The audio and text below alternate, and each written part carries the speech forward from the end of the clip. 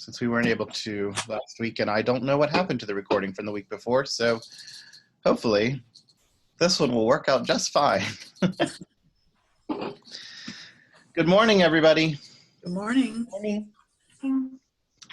So today we're ending the book of Judges, and we have Delilah or Delilah or Dalilah. I like Dalilah. That's the Greek. It's much more fun to say.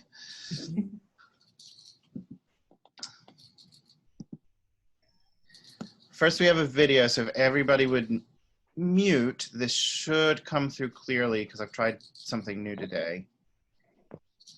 Just give me a thumbs up if it starts playing or a thumbs down if it's going in and out. Last time we went through 11 of the 12 judges of ancient Israel portrayed in the Deuteronomistic history. Othniel, Ehud, Shamgar, Deborah, Gideon, Tola, Jair, Jephthah, Ibzan, Elon, and Abdon. This time we're looking at the 12th judge and finishing out the book of Judges. The story of Samson begins in Judges chapter 13, and it's a very unusual story, likely having its origins in ancient Phoenician or Philistine culture. These people were connected to ancient Mediterranean Greek culture, and one may see how the story of Samson is very similar to stories such as Hercules. A strange man appears to a woman and says she will have a son. He tells her that her son will be a Nazarite from birth and gives her specific instructions. She tells her husband Manoah about the strange man. Manoah comes to see the strange man later on and offers him a meal, but the man does not eat food and tells them to use it to make a sacrifice to God. Manoah asks what the man's name is, and the man says, "Why do you ask my name? It is beyond understanding." As they make their sacrifice, the man ascends in the flames. Manoah freaks out and says they're gonna die because they just had an encounter with God and didn't know it. But his wife reassures him that God wouldn't have given them such good news if he wanted to kill them. She gives birth to a son and names him Samson.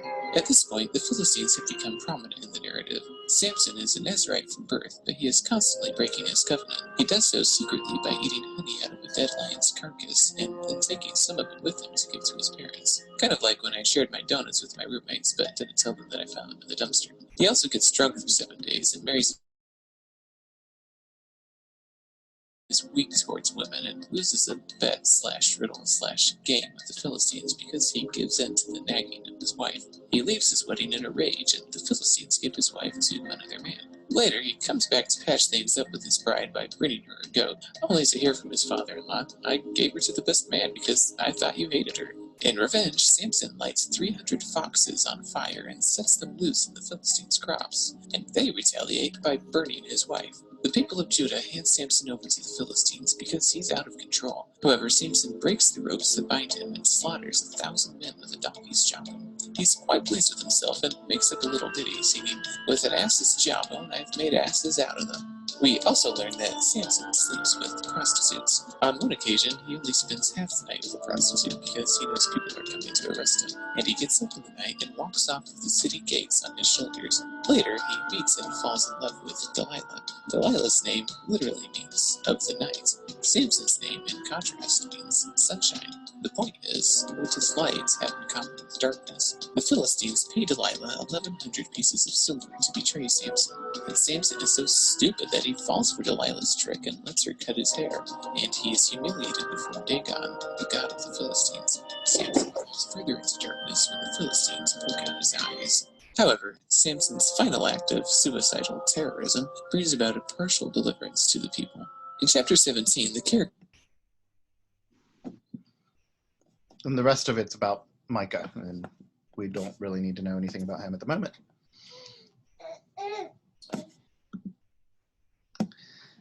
So there are 4 women in Samson's life.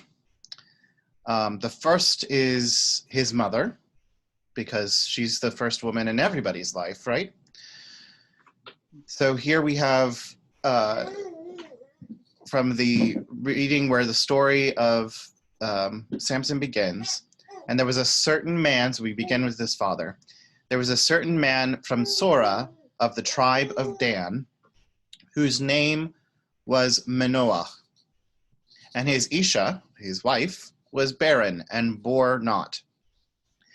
And the Malach Hashem, or the angel of God, appeared unto the woman and said unto her, Behold now, you are barren, and bear not, but you shall conceive and bear a son. So does this sound familiar? Oh, another annunciation story. An angel appears to a woman who's, for some reason, either not been with a man or can't conceive, is going to have a child, usually a son. Now therefore be prepared and drink not wine nor strong drink, and eat not kol tama, which is unclean foods, breaking kosher. For you shall conceive and bear a son, and no mora, or a razor, shall come on his rush, his head. For the child shall be a Nazir Elohim from the womb, and he shall begin to save Israel from the hand of the Philistines. So, he's going to be a Nazir Elohim. Now, what is that? We know that as a Nazirite. So, from birth, Samson is going to be a Nazirite, which is kind of like monasticism. So he's taken a special vow, whereas like the Levites are born into their position. Nazirites can be from any tribe, and they take the special vow to God. Nazir Elohim literally means vine of the Lord. And it is the name of such Israelites as took on them the vow prescribed in the book of Numbers, chapter 6, verses 2 through 21. The word denotes generally one who is separated from others and consecrated to God. So somebody who has been ordained, somebody who is set aside and anointed. Although I've got a baby and a cat. This is a fun day. Although there is no mention of any Nazirite before Samson, yet it is evident that they existed before the time of Moses. The vow of a Nazirite involved these three things. 1, abstinence from wine and strong drink, so no moonshine. 2, refraining from cutting the hair off the head during the whole period of the continuance of the vow. So you could end your vow at some point, seems to suggest. And the avoidance of contact with the dead, which is part of that keeping kosher, all kosher. Now, I have heard it said falsely that Jesus was a Nazirite. Looking at these three things, why could Jesus not have been a Nazirite? He didn't stay away from the dead. He didn't stay away from the dead. In fact, he touched them a lot and told them to get up. Well, you know, he changed water into wine, but it never said he drank it. Well, in at the Last Supper, He did, yeah. Yeah, and he says, I will not drink from the vine again until I drink it with you anew in my Father's kingdom. So he was drinking it. And the real reason that this comes up is because the pictures that we have of Jesus with his long flowing hair and his nice fluffy beard. And so everybody's like, oh, he must be a Nazirite because he didn't cut his hair. Well, that's just because that's how artists have depicted him. We have no idea. But based on the other two criteria, he's not a Nazirite. And we're going to see Samson as a very bad Nazirite. Your statement. So, now we have more women in Samson's life. As you saw in the video, he takes a Philistine wife. And it doesn't go well.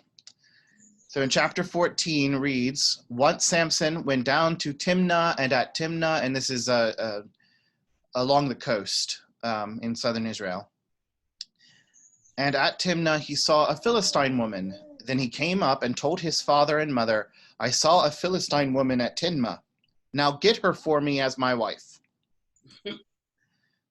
Okay?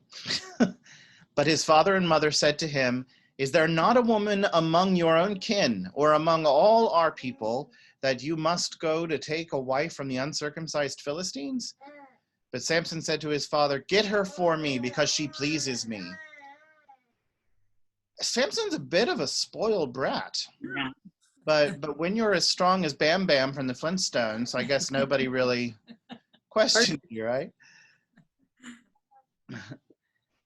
Then Samson went down with his father and mother to Timnah. When he came to the vineyards of Timnah, suddenly a young lion roared at him. The Spirit of the Lord rushed on him, and he tore the lion apart barehanded, as one might tear apart a kid. But he did not tell his father or his mother and what he had done. So I'm not so sure if the Lord really has him do this, or if he's just ticked off and he's throwing a temper tantrum. So he's beaten up a lion. Then he went down and talked with the woman, and she pleased Samson. After a while, he returned to marry her. Notice he never says anything about love here. And that's very important when you're looking at scripture, especially Old Testament scripture. If love is not mentioned, it's probably not even assumed. She pleases me, get her for me. She pleased him. And then after a while, he returned to marry her, and he turned aside to see the carcass of the lion that he had just left on the side of the road. And there was a swarm of bees in the body of the lion, and honey, so it's been a little while. He scraped it out into his hand and went on eating as he went. When he came to his father and mother, he gave some to them, and they ate it. Now, that phrase should sound a little familiar, right? He gave it to them, and they did eat. What should this remind us of? Last Supper? He gave it to them? Think before Samson. Oh, before Samson? Yeah, really early. Oh, the Garden of Eden. The Garden of Eden. And Eve came to Adam and gave him the fruit, and he did eat. So this is unclean stuff, right? It's honey that was in the carcass of a dead lion. Just sounds unsanitary. It's, honey has a lot of antibacterial stuff, properties in it, but still, he has sinned by eating this. He has broken part of his vow by eating this. And then he goes and he gives it to his parents, who are also trying to keep kosher because they're doing everything in their power to help Samson keep his vow. So not only has it affected him, he's now brought his parents into it. His father went down to the woman, and Samson made a feast there, as the young men are accustomed to do. And this is a Philistine tradition. When the people saw him, they brought 30 companions to be with him. Samson said to them, "Let me now put a riddle to you. If you can explain it to me within the 7 days of the feast and find it out, then I will give you 30 linen garments and 30 festal garments." Now, has anybody seen, what's it called?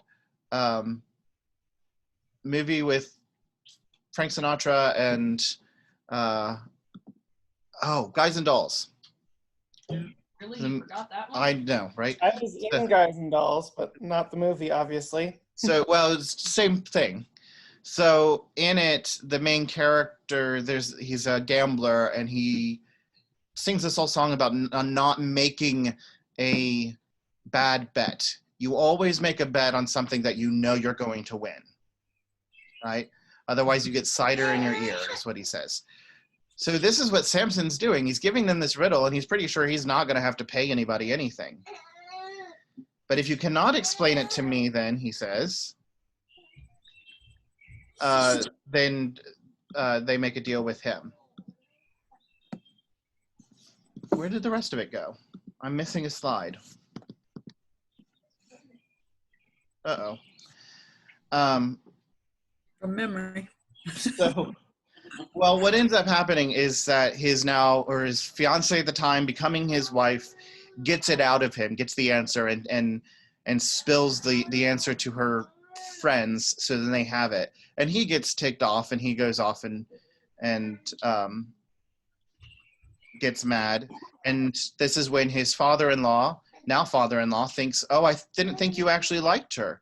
So when he comes back, he's going to come back and make it up to her and brings a goat.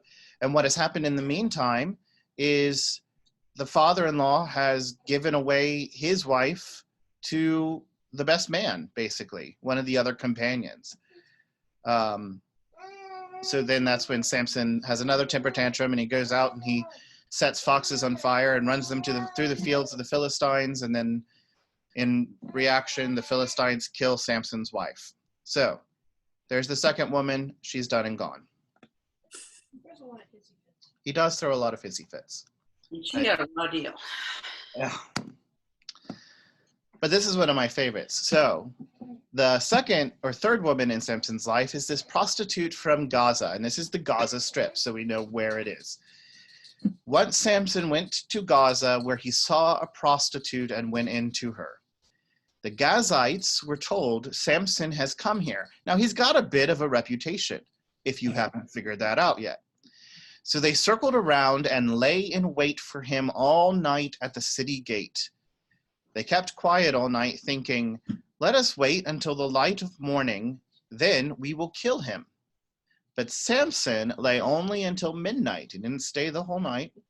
Then at midnight he rose up, took hold of the doors of the city gate and the two posts, pulled them up, bar and all, put them on his shoulders, and carried them to the top of the hill that is in front of Hebron.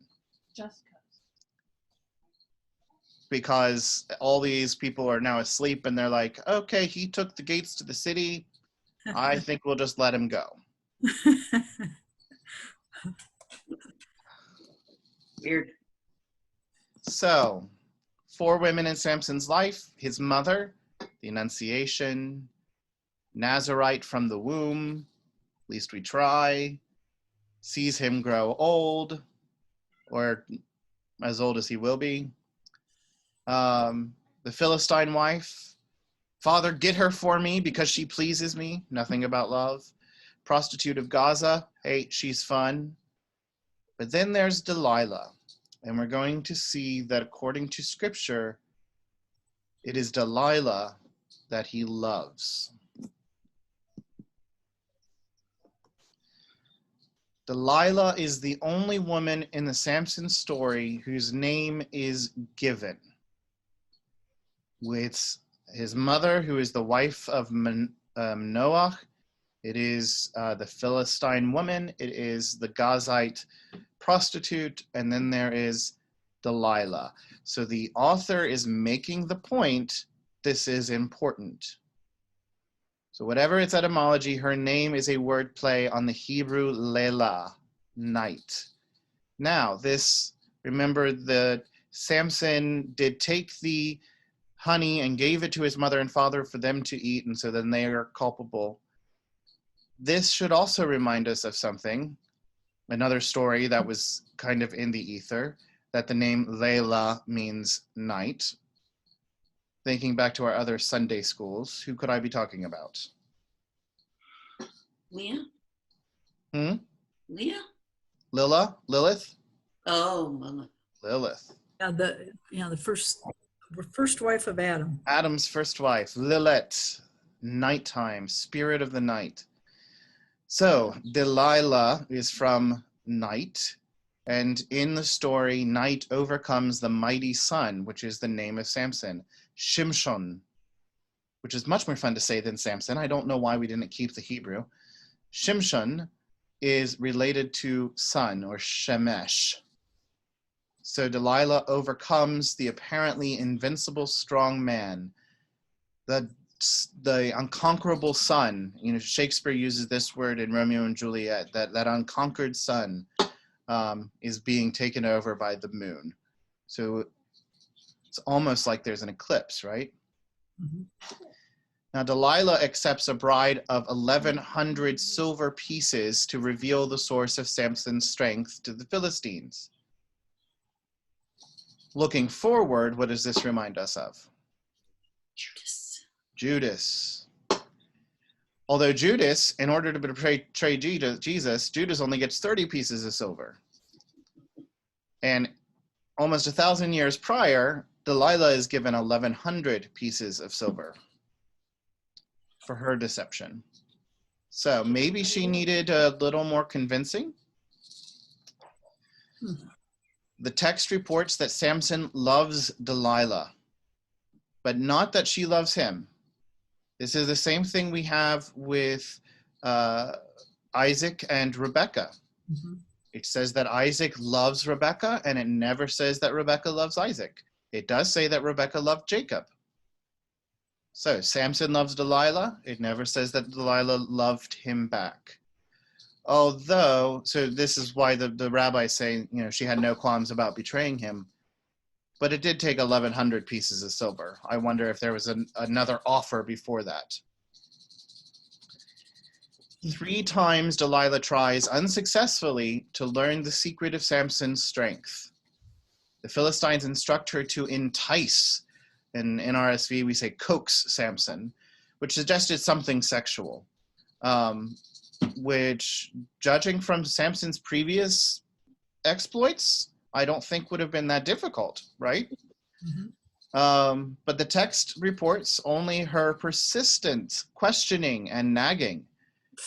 So maybe she doesn't give herself over sexually to him and do something sexually with him to get him to give her this secret, but just keeps asking. So I'm starting to wonder, maybe Delilah, she's pretty bad, but maybe she's not as willing to do this as some would suggest. She makes no secret of her intention. I want to know the secret of your strength, she says. Now, by the 4th time, it's apparent that she will carry out whatever procedure Samson describes, but Samson tells her anyway.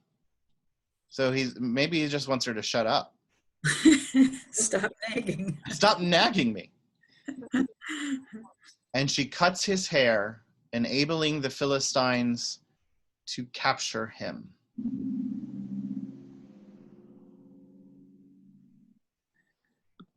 So, Delilah in the Midrash. The biblical Delilah was not loyal to Samson. No. And her relationship with him was for the sole purpose of delivering him to the Philistines. Now, there is an argument, a pretty good argument both ways, on whether Delilah was a Philistine woman, because we already know that Samson has a thing for the Philistine girls, or if she's actually a Danite, if she is Hebrew. And I mean, her name is Hebrew. It's not a foreign name, which next week we'll see about foreign names, but like Moses is a foreign name. It's not a Hebrew name.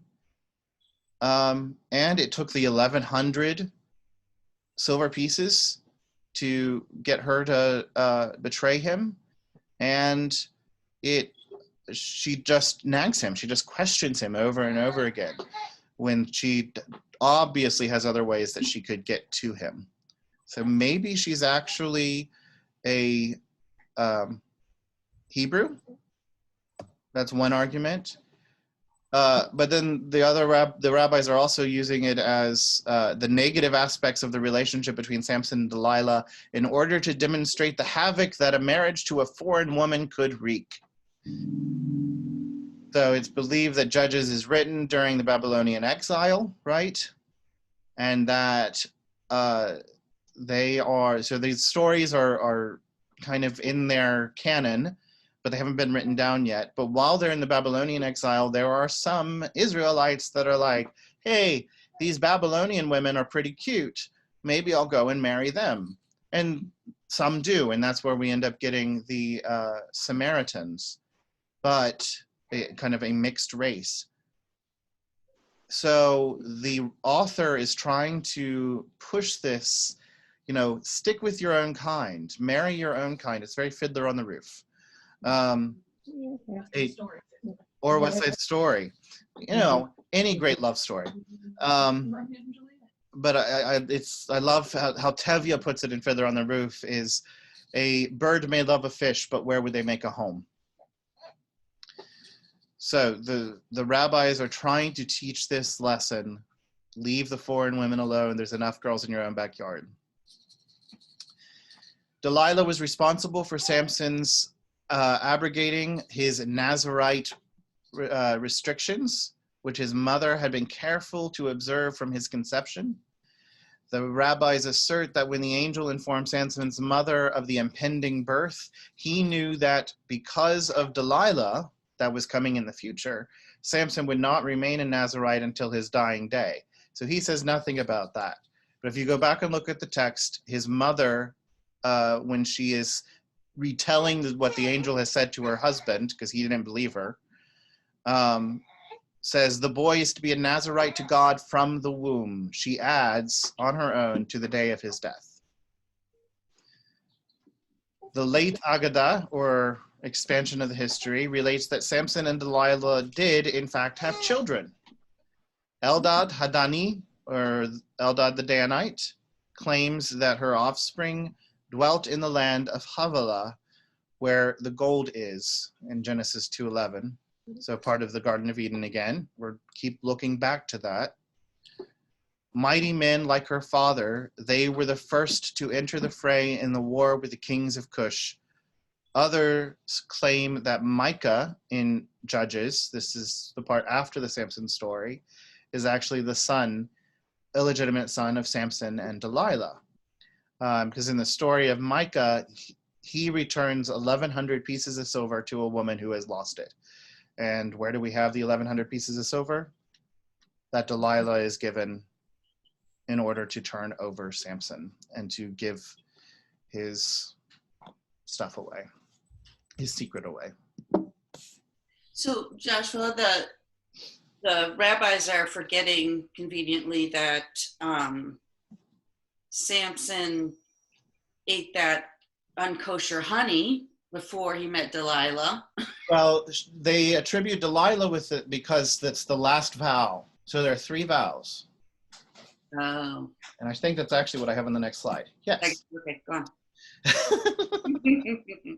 So breaking the Nazirite vow. He is made a Nazirite from the womb, raised in the covenant by his mother.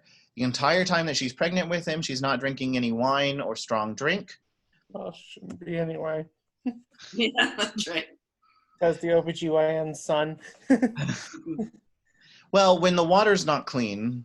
Yeah, still True. So first, let's look at the vows in this order. First, keep kosher. He touches death on the lion carcass and eats the honey from the lion carcass and gives it to his parents. There's one broken. Abstain from strong drink.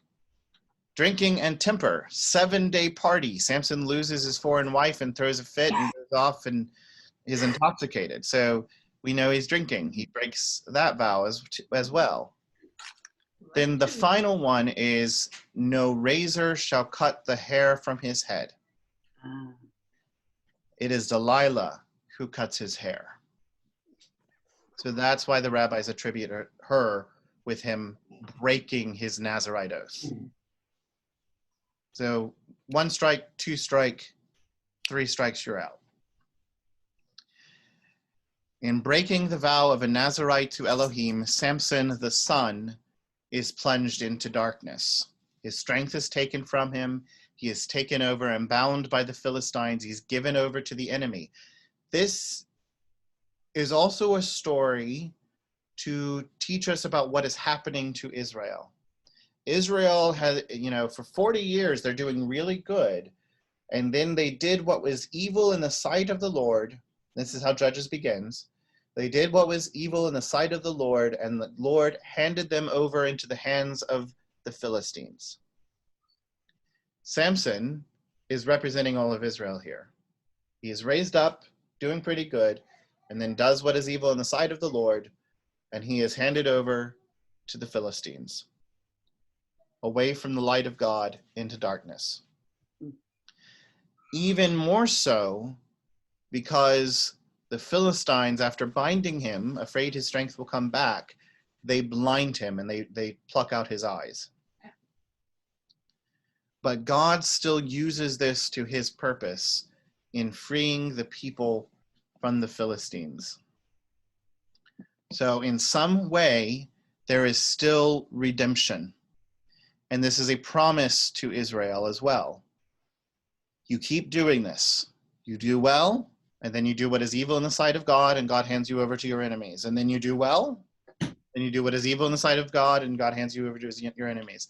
And every time somebody is risen up, a judge, Deborah, Jael, the other 14, 15, that are raised up to help Israel out of the situation, to break them from their enemies. And there's usually some kind of battle. Samson isn't going to lead a battle, but Samson is brought into this bacchanal, this very famous scene, being thrown by the Philistines in their capital city. And he is blinded and in chains, and he's kind of the trophy, right? They're having this celebration to their God, and here is the strong man of Israel who nobody could tame, not even his own people, and here we have overcome him. So he stands between two pillars that are holding up the idol, and as the video before says, this act of suicide terrorism, basically. He pushes down the pillars, it comes collapsing down and kills all the Philistines that are at this bacchanal praising their God. And Yahweh is glorified in Samson's death.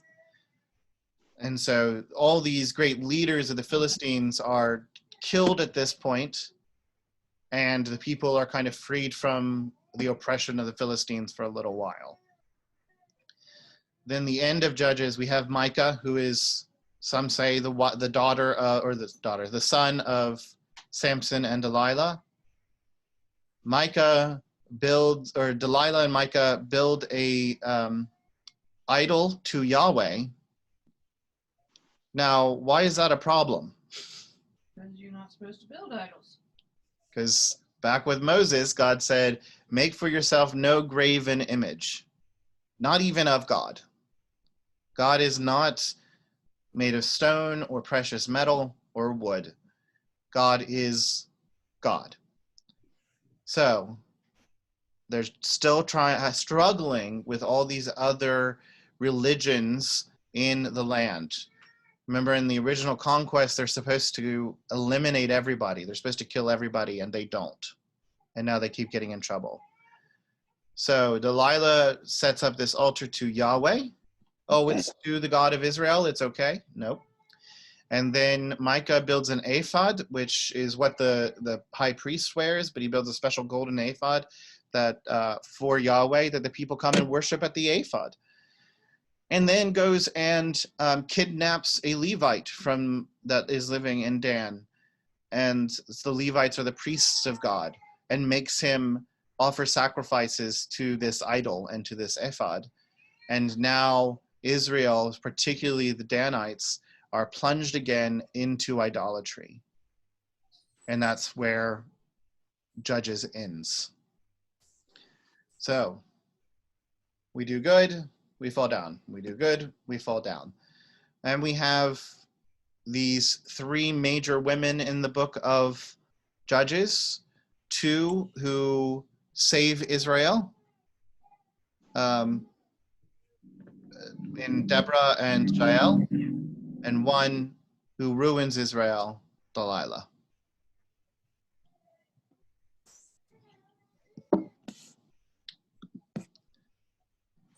So are there any questions about that?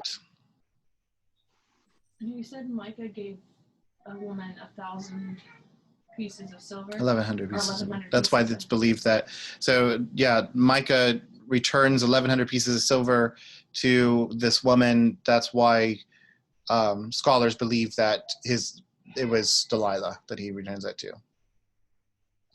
Okay, because I was wondering, do you think that he was trying to make amends for the sin Delilah committed? No, it's given back to her. Oh, okay. Because the woman loses the 1,100 pieces of silver. They offer Delilah 1,100 pieces of silver, and then they take it from some woman. to get to Delilah. Yeah. Anyway, So we're trying to do good and then keep failing, and trying to do good and keep failing.